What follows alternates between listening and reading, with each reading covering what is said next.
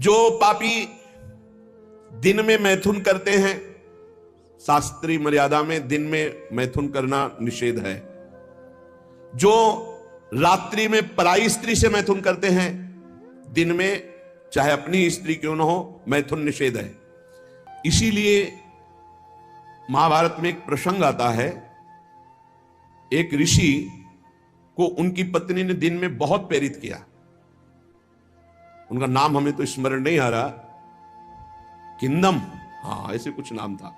तब उन्होंने कहा दिन में पुरुष रूप में तो हम आपके साथ मैथुन कर नहीं सकते, आप बहुत प्रेरणा करती, इसलिए पशु बनना पड़ेगा। तो आप भी अपने संकल्प से मृगी रूप धारण करें, मैं मृग रूप धारण करता हूं। ऐसा ही हुआ, मृग रूप होकर के वो सहवास कर रहे थे। इतने में ही महाराज पांडु ने देखा तो उन्होंने बाण संधान कर दिया। अब जे ही बाण लगा तो मृग रूप तो हट गया ऋषि। तब वो हाहा खाए कि मुझे नहीं पता था कि आप ऋषि हैं।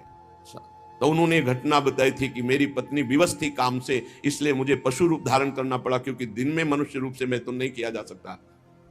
जाओ, तुमने मुझे इस स्थिति में मारा है, अगर ऐसी स्थिति तुम्हारी हुई अपनी पत्नी के साथ तो तुम्हारी मृत्यु का योग हो जाएगा। मृत्यु का योग हो भी गया। तो जो दिन में अपनी स्त्री से या रात्रि में पराई स्त्री से, वो यहां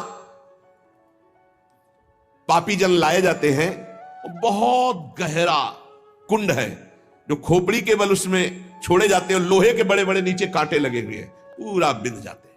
फिर निकाले गए, फिर फेंके। अरे भाई होश में, जैसी धरिवंश नरक गति दुर्भरी हम द्वारे कटियत नक्षी के।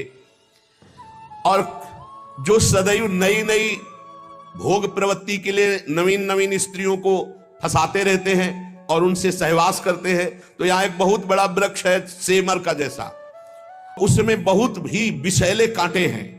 उस पापी को उसमें जबरदस्ती खींचा जाता है, बार बार नीचे बार बार ऊपर, करो आलिंगन। अधिक मात्रा में वो खून से लथपथ होकर, जहरीले कांटे लगने से व्याकुल होकर त्राहिमाम पुकारता है।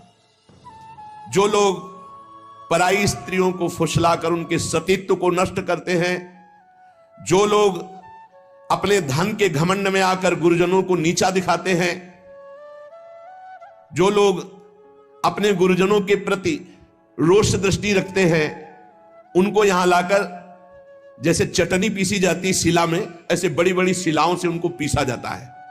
यमदूत सुमति जी को बता रहे हैं, और वो बहुत कष्ट पाता है। ये यमलोक बड़ा दुखमय है।